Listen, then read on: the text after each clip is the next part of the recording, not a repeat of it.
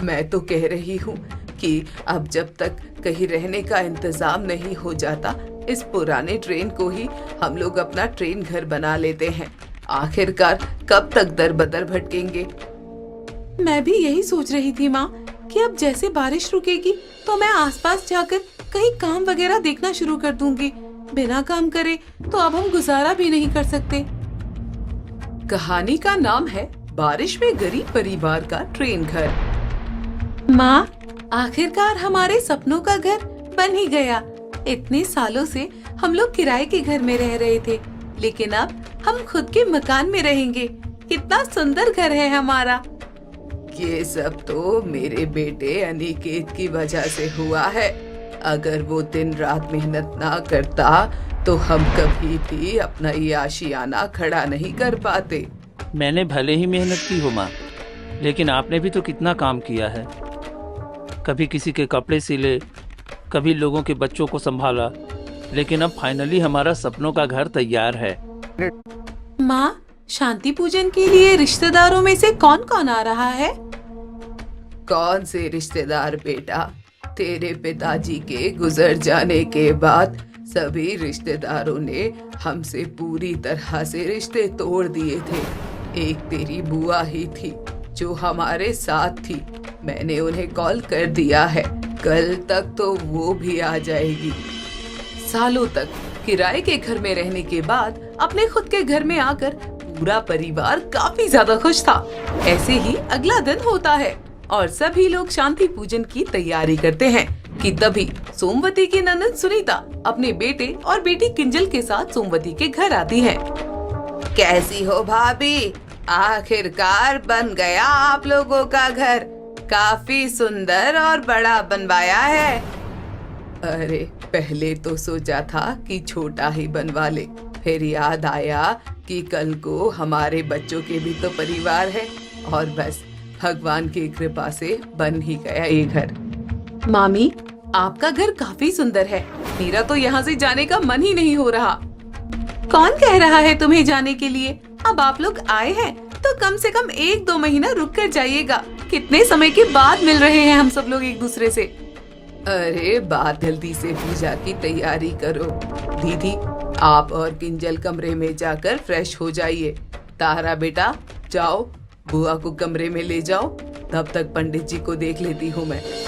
तारा अपनी बुआ और बहन को कमरे में फ्रेश होने के लिए छोड़कर खुद भी नीचे आकर अपनी माँ के साथ पूजा की तैयारी करने लगती है। तो वहीं दूसरी तरफ किंजल।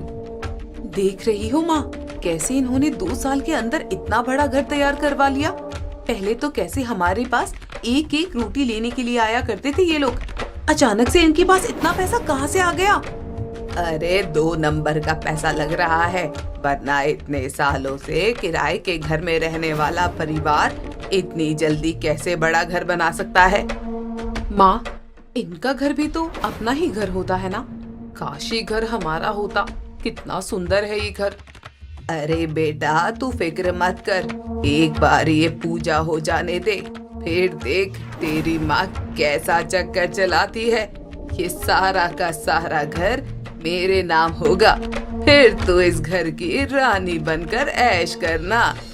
सुनीता अपनी विधवा भाभी के घर पर काफी बुरी नजर डालती है और उस घर को हथियाने के कई सारे षड्यंत्र रचना शुरू कर देती है। वैसे भाभी, मैं पूछ रही थी कि घर के पेपर वगैरह तो आपने संभाल कर रखे हैं ना? वो क्या है ना, आजकल घरों में चोरियां बहुत होती है। चोर पेपर ले जाकर गफला कर देते हैं, घर हड़प लेते हैं। मैं तो कह रही हूँ एक बार पेपर को बैंक में जमा करवा दो। अरे दीदी, ये तो मैंने सोचा ही नहीं। आप सही कह रही हो। एक काम करती हूँ, कल ही बैंक जाकर पेपर जमा करवा देती हूँ। आज से पहले कभी गई हो बैंक? तुम्हें बैंक का नहीं पता। एक काम करो, पेपर तुम मुझे दे दो, मैं जाकर बैंक में जमा करवा दूंगी। वैसे भी मेरा बैंक में आना जाना लगा ही रहता है। यहाँ मेरी एक से जान पहचान भी हो गई है, काम आसानी से हो जाएगा। तुम कहाँ इतनी गर्मी में चक्कर काटोगी? अरे दीदी, आप नहीं होती तो हमारा क्या होता। कभी कभी तो मुझे लगता है कि आप मेरी सगी बहन हो। बहुत किस्मत वाली हूँ मैं, जो मुझे नंद के रूप में आपकी जैसी बहन मिली है। अगले दिन सोमवती सुनीता को घर के पेपर दे देती है और सुनीता उन पेपर्स को सीधा एक वकील के पास लेकर जाती है। आप जानती है ना कि ये काम इलीगल है और मैं इसे किसी भी कीमत पर नहीं कर सकता। आप क्यों आई हैं मेरे पास? इस काम के पूरे 50,000 मिलेंगे तुम्हें। क्या अभी भी तुम ये काम नहीं करोगे? पैसे के मामले में तो अच्छा इंसान झुक जाता है, तो मैं क्या चीज हूँ। देखिए, आपका ये काम मैं कर तो दूंगा, लेकिन अगर कल को कोई दिक्कत आती है तो इसमें मेरा नाम नहीं आना चाहिए, समझिए आप। अरे वकील साहब, आप परेशान मत हो, आपका बिल्कुल नाम नहीं आएगा। बस आप ये काम कर दीजिए। वैसे कितना समय लगेगा? अब आप एक वकील से गैर कानूनी काम करवा रही हैं, तो थोड़ा वक्त तो लगेगा। 1 हफ्ता मान कर चलिए। ठीक है, तो ये लीजिए 25,000 रुपए। बाकी के पैसे काम होने के बाद मिलेंगे। दरअसल सुनीता उस वकील के पास घर के कागजों में से सोमवती का नाम हटवाकर अपना नाम करवाने के लिए आई थी। सुनीता सोमवती के घर जाकर झूठ कह देती है कि उसने बैंक में कागज जमा करवा दिए, और बेचारी सोमवती इस बात से अभी तक अनजान थी कि वो उसे जिस नंद को बहन मान रही थी, वही असल में बहन नहीं बल्कि एक नागिन है। अरे नहीं यार, अब मैं क्या करूं? ये मेरे साथ ही क्यों होता है? किंजल, क्या हुआ तुम्हें? क्यों इतना परेशान हो रही हो? अरे यार, मैंने एक ऑनलाइन ड्रेस ऑर्डर की थी। सोचा था कैश ऑन डिलीवरी पर पेमेंट करूंगी, लेकिन देखो ना, मेरा ऑनलाइन पेमेंट काम ही नहीं कर रहा है और मेरे पास तो कैश भी नहीं है। कुछ देर में वो डिलीवरी वाला भी आता ही होगा। मैं तो ऑनलाइन पेमेंट यूज ही नहीं करती हूँ, सिर्फ कैश ही रखती हूँ। वैसे कितने की है तुम्हारी ड्रेस? 5,000 की है। मेरे पास तो सिर्फ 2,000 रुपए है। एक काम करती हूँ, मैं एटीएम जाकर 3,000 रुपए निकाल कर आती हूँ।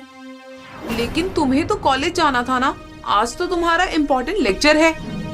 अरे हाँ, मैं तो भूल ही गई थी कि मेरा लेक्चर है, और अगर अभी नहीं गई तो लेट हो जाऊंगी। एक काम करो, तुम मुझे अपना एटीएम कार्ड दे दो और पिन बता दो, मैं एटीएम जाकर पैसे निकाल कर ले आऊंगी। इतना तो यकीन कर ही सकती हो ना अपनी बहन पर। अरे किंजल, तुम ये कैसी बातें कर रही हो? मैं तुम पर खुद से ज्यादा भरोसा करती हूँ। मैं अभी एटीएम कार्ड लाकर तुम्हें दे देती हूँ।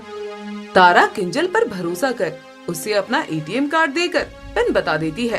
तारा जैसे ही कॉलेज के लिए निकलने वाली होती है, तभी किंजल चुपके से तारा के बैग से उसका फोन निकाल कर घर में रख देती है और तारा बिना फोन के ही लेक्चर अटेंड करने के लिए चली जाती है। तो वही किंजल तारा के अकाउंट से सारे पैसे निकालकर उसके फोन पर आने वाले बैंक के सारे मैसेजेस को डिलीट कर देती है। देखो माँ, मैंने तारा के अकाउंट से सारे पैसे निकाल लिए। शाबाश मेरी बेटी। अभी थोड़ी देर पहले वकील का कॉल भी आया था। उसने कहा काम हो गया है। बस आज का दिन है। इस पूरे परिवार को इस घर में रहने दे देते हैं। कल से तो पूरे घर पर हमारा ही राज होगा। ऐसे ही अगला दिन हो जाता है। सोमवती अपने बेटे और बेटी के साथ बैठकर नाश्ता कर रही होती है कि तभी किंजल और सुनीता हाथों में उन लोगों के लिए बैग लेकर आते हैं, जिसे देख, अरे दीदी, आप लोगों के हाथ में ये सामान कैसा है? आप लोग कहाँ जा रहे हैं? अरे सोमवती, इन बैग्स में हमारा नहीं बल्कि तुम तीनों का सामान है। इस घर से हम नहीं बल्कि तुम तीनों जा रहे हो। ये आप किस तरह की बातें कर रही हैं और क्या कह रही हैं दीदी? मुझे तो कुछ भी समझ नहीं आ रहा। फुल बॉडी किंजल बेटा, सारा पेपर तो दिखाओ, सब समझ आ जाएगा। किंजल अनिकेत के हाथों में उनके घर के पेपर देती है, जिसमें साफ साफ लिखा था कि ये घर सोमवती का नहीं बल्कि सुनीता के नाम पर है। ये देख अनिकेत के पैरों तले जमीन खिसक जाती है। ये सब क्या है? ये तो हमारे घर के कागज हैं। इन पर आपका नाम क्यों लिखा है? लगता है तुम्हें अभी भी समझ नहीं आ रहा है। अब ये आलीशान घर तुम्हारा नहीं बल्कि हमारा है। और एक और झटके की बात बताऊं, तुम्हारा अकाउंट भी खाली हो चुका है। तुम्हारे अकाउंट में अब 1 रुपया भी नहीं बचा है। शुक्र बना कि हम लोग तुम्हें ये कपड़े दे रहे हैं, वरना हम तो ये भी नहीं देते। मैं कभी सोच भी नहीं सकती थी कि आप इतनी गिरी हुई हरकत करोगी। अपने भाई की विधवा के साथ कोई बहन इस तरह कर सकती है? क्या आपको जरा भी शर्म नहीं आई? अरे मामी जी, अगर आपका ये भाषण देना खत्म हो गया हो तो प्लीज हमारे घर से जाइए, वरना पुलिस को बुलवाकर धक्के मार कर घर से निकलवाऊंगी, समझे? किंजल और सोमवती मिलकर उन दोनों को घर से बाहर निकाल देते हैं। बारिश का मौसम था और बाहर काफी ज्यादा मात्रा में बारिश हो रही थी, जिससे बचने के लिए सभी एक पेड़ के नीचे जाकर बैठ जाते हैं। थोड़ी देर में बारिश रुक जाती है। माँ, भैया को तो काफी तेज बुखार आ गया है, अब क्या करें हम? मेरे पास तो 1 रुपया भी नहीं है। पता नहीं बेटा, अब क्या होगा? अगर मेरे बच्चों को कुछ हो गया तो मैं भी जिंदा नहीं रहूंगी। शुभ शुभ बोलो माँ, ऐसा कुछ नहीं होगा। भैया और आपको एक काम करते हैं, यहाँ से निकलते हैं और आसपास कोई जगह ढूंढते हैं जहाँ हम बारिश से बच सके। बारिश का मौसम शुरू हो चुका है, अब हर थोड़ी देर में बारिश होती ही रहेगी। भैया वैसे ही बीमार है और ऐसी हालत में उनका बार बार बारिश में भीग जाना बिल्कुल भी ठीक नहीं है। सोमवती अनिकेत को पकड़ती है और आगे का रास्ता तय करती है। काफी देर तक चलते चलते ये सब एक पुराने रेलवे स्टेशन पर पहुंचते हैं। यहाँ इन्हें एक काफी सालों से बंद पड़ी पुरानी ट्रेन दिखती है। हल्की हल्की बूंदे फिर से आनी शुरू हो गई थी, जिसके चलते तारा और सोमवती बिना देरी करे उस ट्रेन के अंदर अनिकेत को लेकर जाते हैं। ट्रेन के अंदर होने की वजह से वो सभी थोड़ी देर के लिए बारिश से बच जाते हैं। मैं तो कह रही हूँ कि अब जब तक कहीं रहने का इंतजाम नहीं हो जाता, इस पुराने ट्रेन को ही हम लोग अपना ट्रेन घर बना लेते हैं। आखिरकार कब तक दर बदर भटकेंगे? मैं भी यही सोच रही थी माँ कि अब जैसे बारिश रुकेगी तो मैं आसपास जाकर कहीं काम वगैरह देखना शुरू कर दूंगी। बिना काम करे तो अब हम गुजारा भी नहीं कर सकते। जैसे ही बारिश रुकती है तो तारा आसपास काम देखने के लिए चली जाती है। तारा को एक घर में झाड़ू पोछा का काम मिलता है, तो वहीं सोमवती भी काम देखने के लिए जाती है और उसे सड़कों पर झाड़ू लगाने का काम मिल जाता है। सुबह से दोपहर तक सोमवती काम करके अपने ट्रेन घर के अंदर जाकर अनिकेत को संभालती, तो वहीं दोपहर से शाम तक तारा लोगों के घरों में काम करती। बाहर तो बहुत तेज बारिश हो रही है, बड़ी मुश्किल से भैया की दवाई लेकर आई हूँ। अब जल्दी से माँ भैया को ये दवाई खिला दीजिए। और तुम अभी भी पैसे मांगने लग गई। 50 की दवाई ले आई और 50 ही बचे हैं मेरे पास। जैसे ही बारिश रुकेगी तो जाकर दाल चावल ले आऊंगी। जैसे ही बारिश हल्की होती है, तारा भागते हुए दुकान पर जाती है और दाल चावल ले आती है। इसी तरह इस बारिश के मौसम में ट्रेन घर में पूरा परिवार अपनी जिंदगी के दिन काट रहा होता है। माँ, हम कब तक इस ट्रेन घर के अंदर रहेंगे? बाहर कितनी तेज बारिश हो रही है। जब भी इस तरह बारिश होती है तो इस ट्रेन घर में भी पानी भर जाता है, और तो और भैया भी ठीक होने का नाम ही नहीं ले रहे। पता नहीं बेटा, हमने ऐसे क्या पाप किए थे जो भगवान हमें ये दिन दिखा रहा है। सारी जिंदगी दर दर भटक कर किराए के घर में रहे, उसके बाद जब मेहनत कर अपना घर बनाया तो वो भी भगवान ने हमसे छीन लिया। भगवान हम गरीबों के साथ ही ऐसा क्यों करता है? असली हकदार तो हम हैं, लेकिन देखो हम किस तरह इस बारिश में इस ट्रेन के अंदर गुजारा कर रहे हैं, तो वहीं वो लोग जिन्होंने हमें धोखा दिया वो हमारे घर के अंदर आराम कर रहे हैं। इस तरह दुखी मत हो माँ, मुझे यकीन है कि आज नहीं तो कल भगवान कोई ना कोई चमत्कार तो जरूर करेगा। तारा और सोमवती जो भी पैसे कमा रहे थे वो सब अनिकेत के इलाज में ही जा रहे थे, जिसके चलते तारा और सोमवती खुद के खाने पीने पर ध्यान नहीं दे पा रहे थे। सोमवती हर रोज की तरह सड़कों पर झाड़ू लगा रही होती है कि तभी अचानक जोरों की बारिश शुरू हो जाती है। बारिश में भीगते ही सोमवती का शरीर थर थर कांपने लगता है और वो बेहोश होकर सड़क पर ही गिर जाती है। कि तभी एक गाड़ी वाला उस सड़क से गुजर रहा होता है। उस आदमी की नजर जैसे ही सोमवती पर पड़ती है तो वो जल्दी से गाड़ी से उतरकर सोमवती के पास जाता है। ये गाड़ी वाला आदमी कोई और नहीं बल्कि सोमवती की नंद सुनीता का बेटा आशुतोष था। हे भगवान, ये तो मामी है। मामी, मामी उठिए। मामी क्या हो गया? आशुतोष सोमवती को नजदीकी अस्पताल में लेकर जाता है। कुछ देर बाद जब सोमवती को होश आता है तो वो अपने सामने आशुतोष को देखकर हैरान होती है। आशुतोष बेटा, तुम यहाँ क्या कर रहे हो? मामी, मैं 2 दिन पहले ही लंदन से इंडिया आया हूँ। मैं तो माँ के पास जा रहा था, तभी रास्ते में सड़क के किनारे आप मुझे बेहोश मिली। आप इस तरह सड़क पर क्या कर रही थी? ये सवाल जाकर अगर तुम अपनी माँ से पूछो तो ज्यादा बेहतर होगा, वो तुम्हें सब बता देंगी। मामी जी, आप क्या कह रही हैं? मुझे कुछ समझ में नहीं आ रहा है। और माँ मुझे क्या बताएगी? आप प्लीज मुझे साफ साफ शब्दों में कहिए, क्या हुआ है? सोमवती आशुतोष को सारी बात बताती है कि किस तरह उसकी माँ और बहन ने चालाकी कर उनका घर और पैसे हड़प लिए और साथ ही उन्हें धक्के मारकर घर से बाहर निकाल दिया, और अब किस तरह वो पूरा परिवार इस बारिश में ट्रेन के अंदर अपना गुजारा कर रहा है। मामी जी, आप क्या कह रही हैं? मेरा दिल नहीं मानता कि मेरी माँ और बहन ने आप लोगों के साथ ऐसा किया। वो तो आपसे कितना प्यार करते हैं। यकीन तो मुझे भी नहीं हुआ था, लेकिन देखो ना क्या हालत हो गई है हमारी बेटा। मामी जी, मेरा दिल तो नहीं मान रहा है, लेकिन आपकी हालत देखकर मैं कुछ समझ नहीं पा रहा हूँ। आप फिक्र मत करिए, अगर मेरी माँ और बहन ने ये सब किया है तो उन्हें उनके किए की सजा जरूर मिलेगी। ज्यादा देरी ना कर आशुतोष सीधा सुनीता के बताए हुए पते पर जाता है।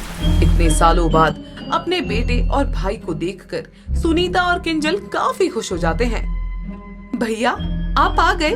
पता है मैं और माँ आपको कितना याद करते थे। आप क्या लेकर आए हैं लंदन से मेरे लिए?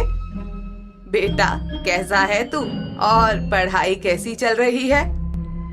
पढ़ाई तो अच्छी रही और मैं ठीक भी हूँ, लेकिन ये घर किसका है और आपने मुझे इस एड्रेस पर क्यों बुलाया?